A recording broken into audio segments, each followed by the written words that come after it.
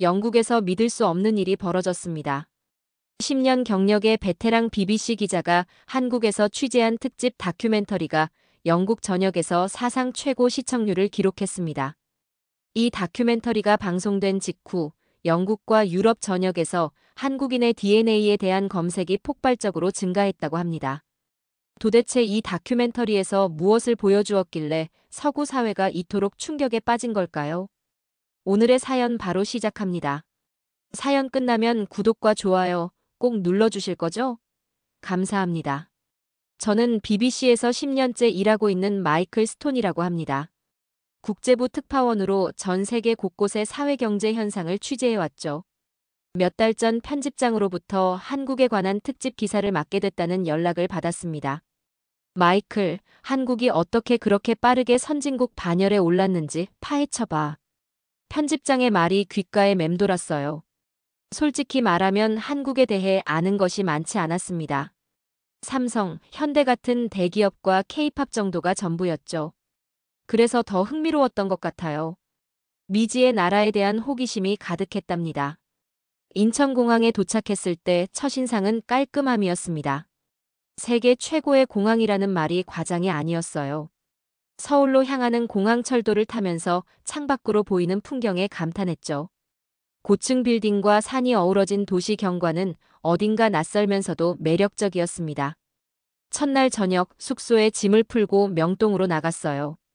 배가 고팠거든요. 혼자 식당에 들어가서 뭘 먹을지 고민하고 있는데 메뉴가 너무 다양해서 당황했습니다.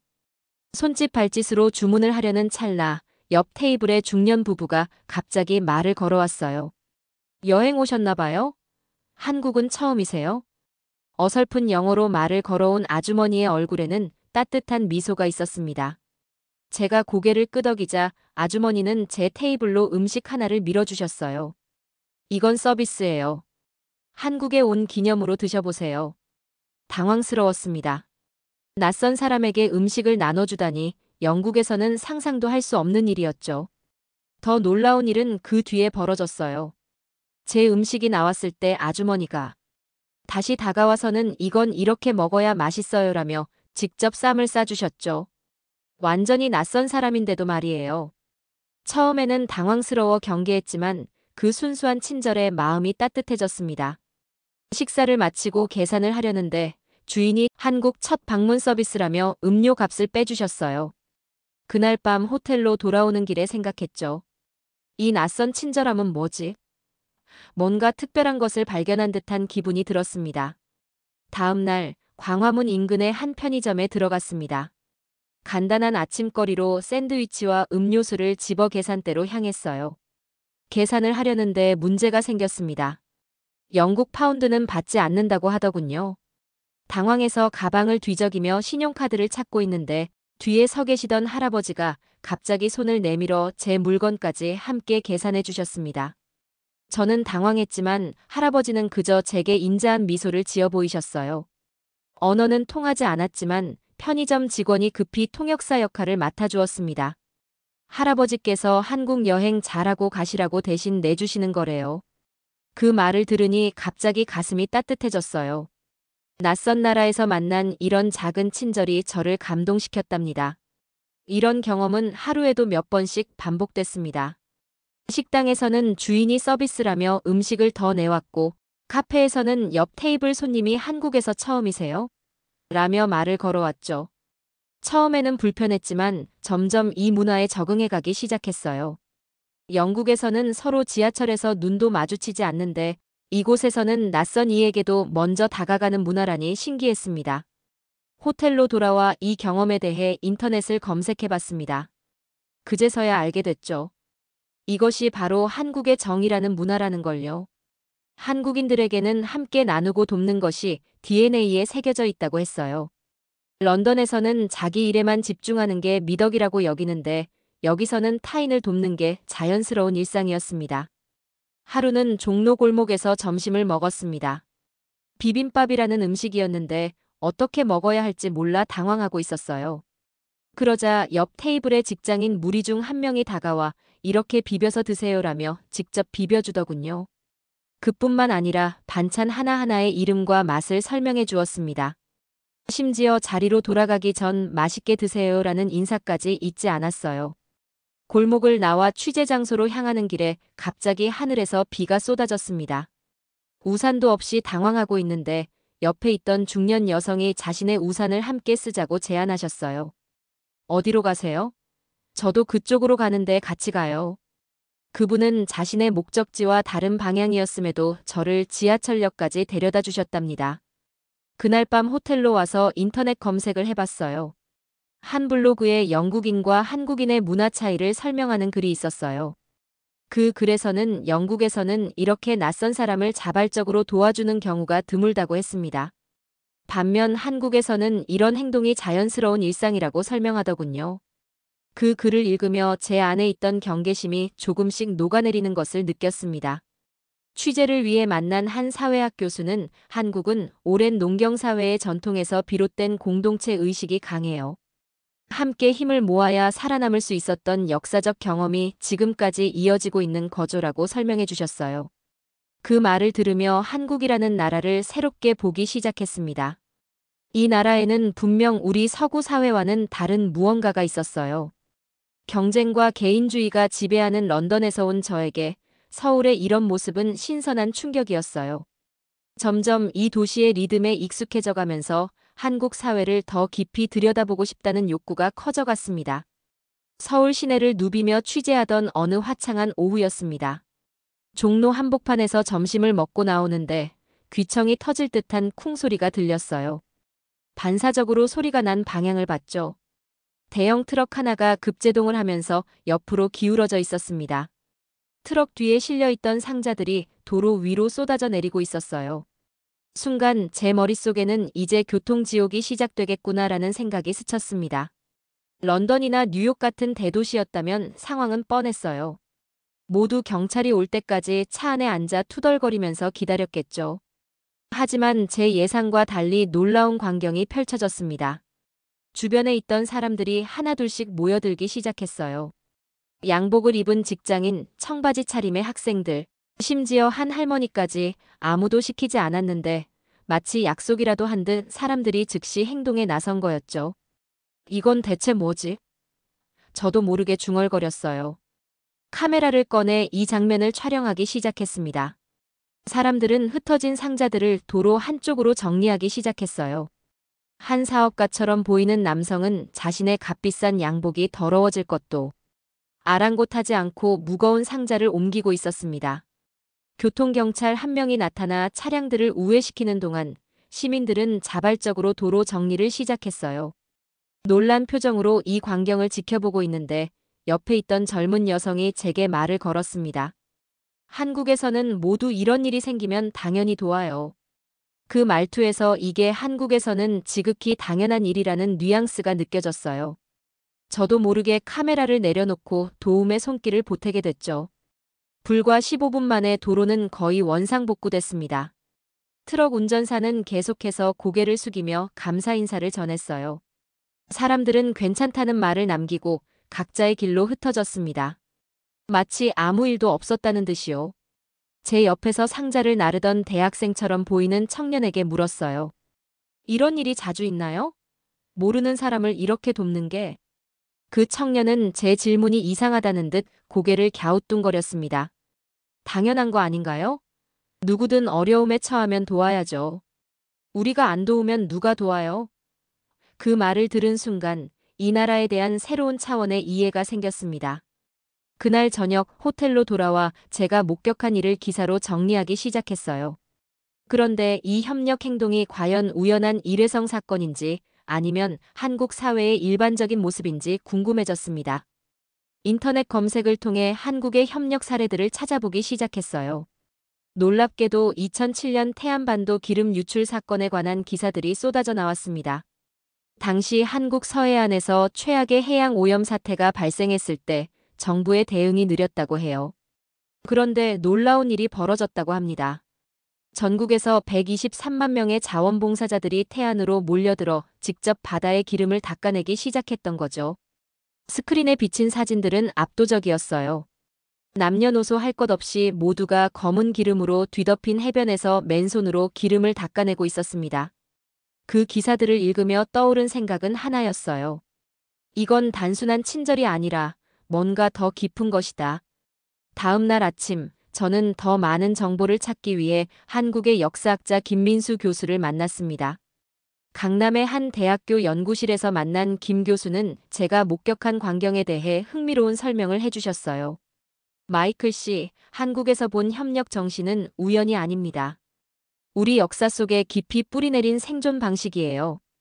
김 교수는 차분한 목소리로 말을 이어갔습니다. 한국은 수천 년 동안 외부의 침략과 자연재해를 극복하며 살아왔어요. 그 과정에서 함께가 아니면 살아남을 수 없다는 교훈을 몸으로 배웠죠. 김 교수의 설명을 들으며 저는 제가 읽었던 태안 기름 유출 사건에 대해 물었어요. 그러자 김 교수의 눈빛이 달라졌습니다. 그 사건은 현대 한국인의 협력 DNA를 보여주는 대표적 사례죠. 정부의 대응이 느렸을 때 시민들이 자발적으로 나섰어요. 123만 명이 자원봉사자로 참여했고 그중 많은 이들이 자비를 들여 태안까지 갔습니다. 그의 말에 저는 깊은 인상을 받았어요. 그런데 왜 그렇게 많은 사람들이 나섰을까요? 개인적인 이득도 없는데 말이죠. 김 교수는 미소를 지으며 대답했습니다. 서구의 관점으로는 이해하기 어려울 수 있어요. 하지만 한국인에게 우리는 단순한 개인의 집합이 아닙니다. 공동체가 무너지면 개인도 무너진다는 인식이 있죠. 그래서 위기 상황에서 내가 아니면 누가 할까라는 생각을 하게 되는 겁니다. 김 교수는 저에게 또 다른 사례를 알려주었어요. 바로 1997년 IMF 경제위기 때 일어났던 금 모으기 운동이었습니다. 국가 부도 위기 상황에서 정부가 IMF에 구제금융을 신청했을 때 시민들이 자발적으로 자신의 금을 내놓기 시작했어요. 결혼반지, 돌반지, 심지어 조상 대대로 내려온 갑옷까지. 총 350만 명이 참여해 227톤의 금을 모았습니다. 이 이야기를 들으며 저는 충격을 받았어요. 그렇게 많은 사람들이 자발적으로 참여했다고요? 강제가 아니었나요? 김 교수는 고개를 저었습니다. 전혀요, 완전히 자발적이었어요. 제 어머니도 결혼 반지를 내놓으셨죠. 나라가 어려울 때 내가 할 수 있는 일이야 라고 말씀하셨어요. 인터뷰를 마치고 나오는 길에 저는 깊은 생각에 잠겼습니다. 런던에서는 상상도 할 수 없는 일이었어요. 위기 상황에서 개인의 이익보다 공동체를 먼저 생각하는 문화라니.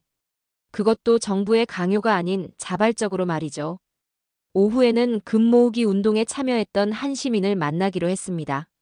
서울 북쪽의 작은 카페에서 만난 박영호 씨는 당시를 생생히 기억하고 있었어요. 그때는 정말 나라가 망할지도 모른다는 두려움이 컸어요. 뉴스에서는 매일 암울한 소식만 들려왔죠. 박 씨의 눈빛이 어두워졌습니다. 그러던 어느 날 이웃 아주머니가 금목걸이를 기부하러 간다고 하더군요. 저도 망설임 없이 어머니께서 물려주신 반지를 들고 동참했습니다. 후회하지 않으셨나요? 제가 물었어요. 박 씨는 고개를 저었습니다. 전혀요, 오히려 자랑스러웠죠. 국민 모두가 힘을 모아 위기를 극복한 경험은 우리에게 큰 자신감을 주었어요. 우리가 함께하면 어떤 어려움도 이겨낼 수 있다는 믿음이 생겼죠. 그의 말을 듣고 나니 트럭 사고 현장에서 보았던 시민들의 행동이 이해되기 시작했습니다. 이건 단순한 친절이 아니라 위기 상황에서 자연스럽게 발현되는 협력 본능이었던 거예요. 수천 년의 역사 속에서 형성된 한국인만의 독특한 생존 전략이었습니다.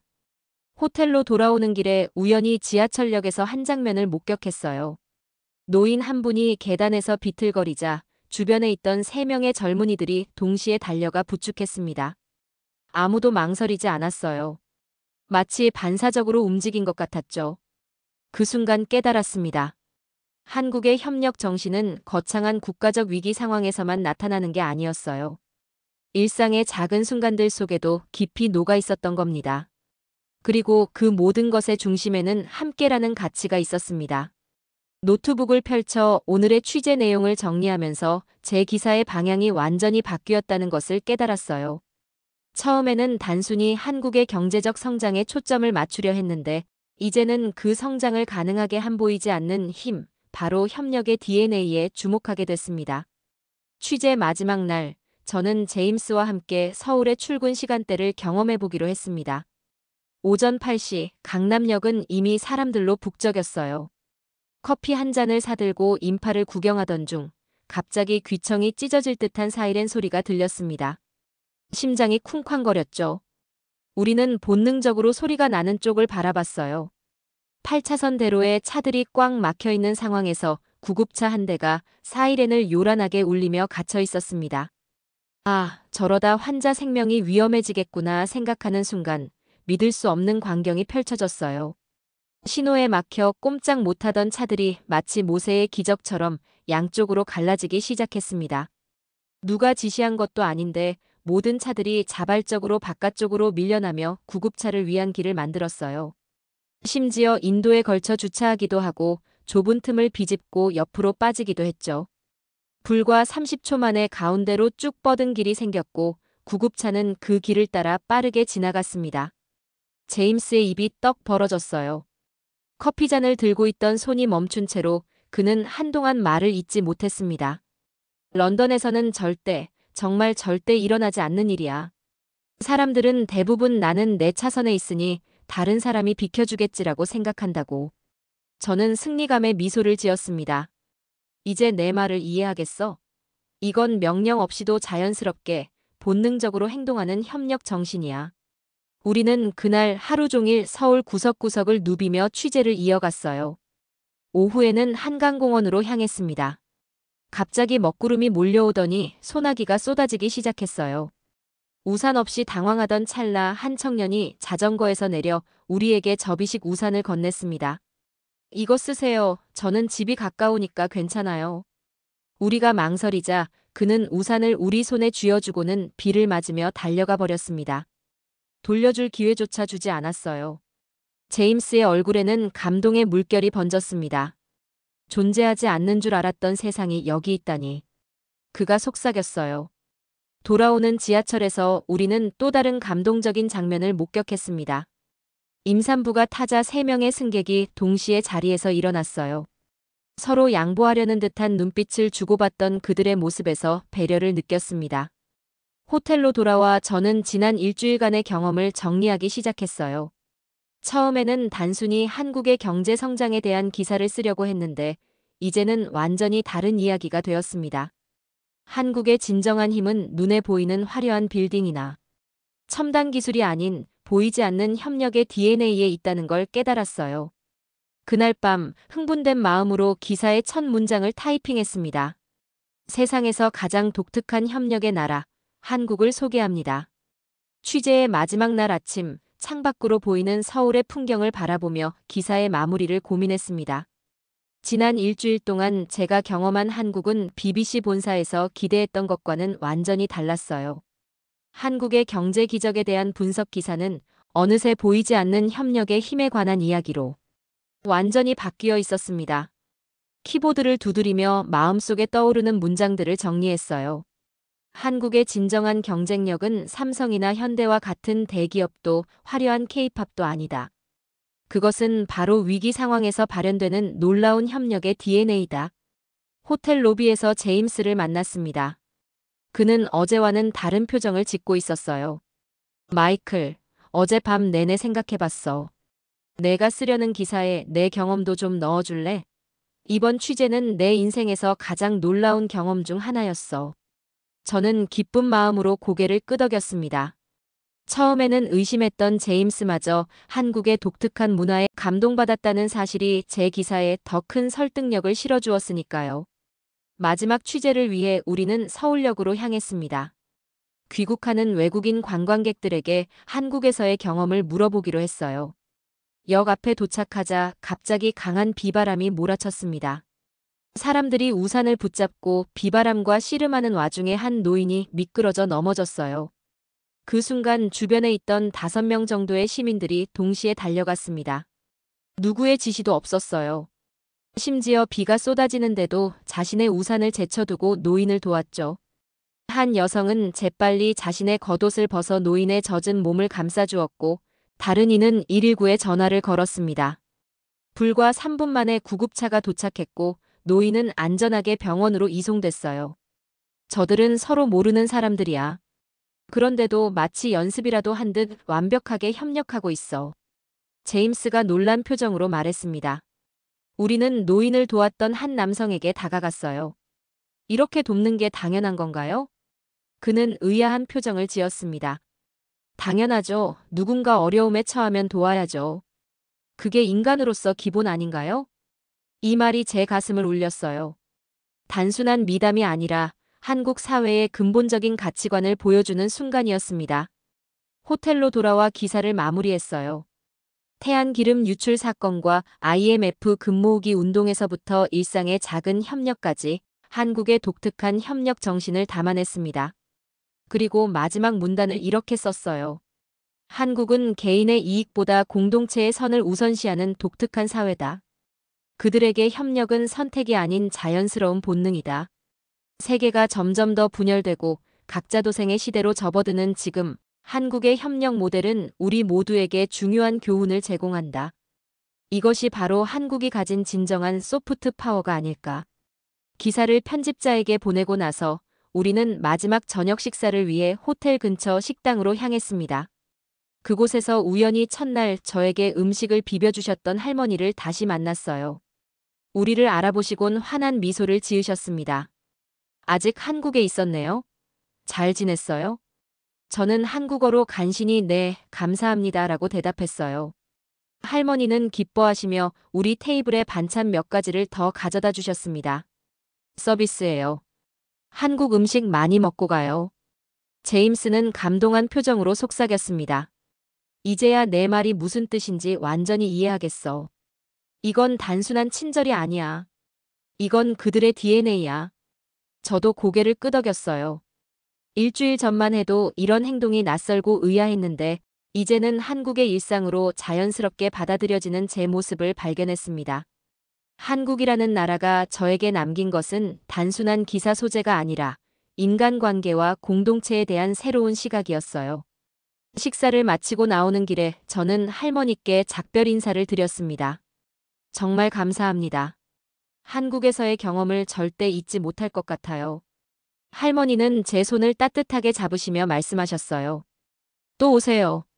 한국은 항상 당신을 환영합니다. 그 순간 저는 제가 쓴 기사의 제목을 세상에서 가장 독특한 협력의 나라, 한국으로 확정했습니다. 이것이야말로 제가 경험한 한국의 진정한 모습이었으니까요. 공항으로 향하는 마지막 아침, 택시 창밖으로 지나가는 서울의 풍경이 새롭게 다가왔습니다. 일주일 전에는 그저 낯설고 화려한 도시였던 이곳이 이제는 특별한 의미를 가진 곳으로 바뀌어 있었어요. 택시 기사님은 저와 제임스가 외국인이라는 것을 알아채고 친절하게 말을 걸었습니다. 한국 어땠어요? 좋았어요? 저는 미소를 지으며 대답했습니다. 네, 정말 좋았어요. 특히 한국 사람들이 서로 돕는 모습이 인상적이었어요. 택시 기사님은 자랑스러운 표정으로 고개를 끄덕이셨어요. 우리는 어려울 때 서로 도와야 한다고 배웠어요. 그게 우리 문화죠. 인천공항에 도착하자 제임스가 저에게 말했습니다. 마이클, 사실 처음에는 내가 너무 감상적이라고 생각했어. 하지만 이젠 완전히 동의해. 한국은 정말 특별한 나라야. 체크인을 마치고 출국장으로 향하는 길에 마지막으로 커피를 마시기 위해 카페에 들렀어요. 제가 주문을 하는데 지갑을 찾을 수 없었습니다. 당황해서 가방을 뒤적이고 있는데 뒤에 서 있던 젊은 여성이 저를 위해 커피값을 내주려 했습니다. 그 순간 지갑을 발견했지만 그 작은 친절에 가슴이 따뜻해졌어요. 고마워요. 하지만 지갑을 찾았어요. 제가 말했습니다. 그 여성은 미소를 지으며 말했어요. 아, 다행이네요. 즐거운 여행 되세요. 제임스가 눈짓으로 의미심장하게 바라봤습니다.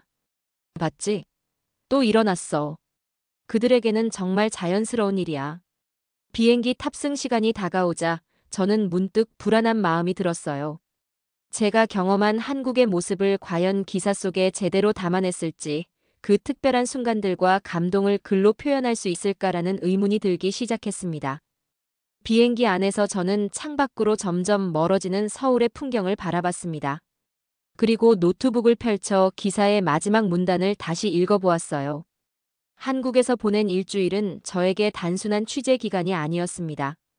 그것은 인간 공동체의 가능성에 대한 재발견이었습니다. 경쟁과 개인주의가 지배하는 현대 사회에서 한국은 여전히 함께의 가치를 간직하고 있습니다. 그들에게 협력은 강제된 의무가 아닌 자연스러운 본능입니다. 어쩌면 우리가 잃어버린 인류의 본질적 가치를 한국에서 다시 찾을 수 있지 않을까요? 런던으로 돌아가는 비행기 안에서 저는 이 기사가 영국 독자들에게 어떻게 받아들여질지 상상해 보았습니다.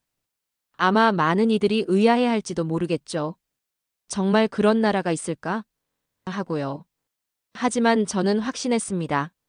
제가 경험한 한국은 실제였고 그들의 협력 정신은 분명 특별했으니까요. 제임스가 깜빡 잠이 든 사이 저는 창밖의 구름을 바라보며 지난 일주일간의 기억을 하나하나 되새겼습니다. 명동에서 만난 친절한 할머니, 트럭 사고 현장에서의 자발적 협력, 태안기름 유출과 금모으기 운동의 감동적인 이야기, 그리고 구급차를 위해 길을 터주던 사람들의 모습까지. 다음 날 아침 BBC 편집실에서 제 기사가 헤드라인으로 실렸다는 소식을 들었습니다. 세상에서 가장 독특한 협력의 나라, 한국이라는 제목의 기사는 많은 독자들의 관심을 끌었다고 해요. 어쩌면 제 기사를 통해 더 많은 사람들이 한국의 특별한 문화를 알게 되고 그 가치를 배우게 될지도 모르겠다는 생각에 가슴이 뿌듯해졌습니다. 한국에서의 경험은 이제 제 일부가 되었어요. 그리고 언젠가 다시 그곳을 찾아 제가 미처 보지 못한 더 많은 이야기를 발견하고 싶습니다. 오늘 사연 어떻게 들으셨나요? 한국의 독특한 협력 문화가 국제사회에 시사하는 바가 무엇인지 깊이 생각해보게 되는 소중한 이야기였습니다. 단순한 친절함이 아니라 위기 속에서 발현되는 우리 민족의 협력 DNA는 한국이 가진 진정한 소프트 파워가 아닐까요? 태안기름 유출 사건과 IMF 금모으기 운동에서 보여준 우리의 결집력은 세계가 주목할 만한 가치입니다. 오늘 이야기를 통해 우리가 평소에 당연하게 여기던 행동들이 얼마나 소중하고 지켜나가야 할 문화인지 다시 한번 생각해보게 되었습니다. 오늘 사연에 대한 여러분의 의견을 댓글로 남겨주세요. 내일도 감동적인 사연으로 찾아뵙겠습니다. 오늘도 귀한 시간 내주셔서 감사합니다. 지금까지 감동 신호등이었습니다.